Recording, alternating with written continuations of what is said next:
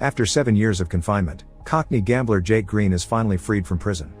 2 years after his release, he and his brother Billy go to one of the most important casinos in the area with the intention of getting back the money they are owed by the owner, crime boss Dorothy Macha. Jake must want bigger revenge after 7 years in jail, especially after the incident with his sister-in-law.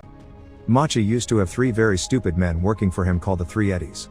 They lost their card man before a big game and knew Jake was a good player, so they called him to replace him. Jake wanted to refuse, but they threatened Billy's family, so he had to accept to protect them.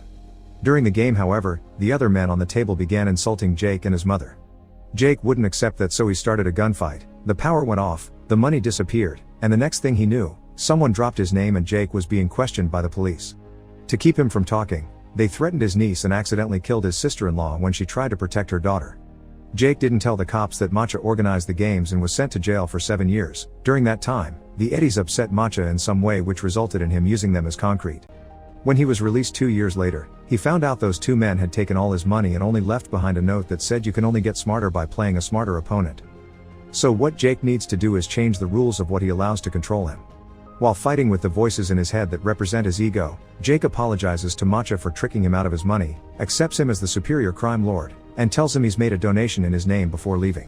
While fighting off a panic attack, he has a conversation in his mind in which he rejects his ego, finally stepping out of the game as a free man.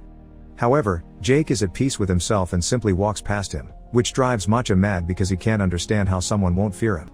Humiliation causes the ego voices in Macha's mind to reach the conclusion that Jake can't hurt a dead man, so he puts the gun against his head and shoots.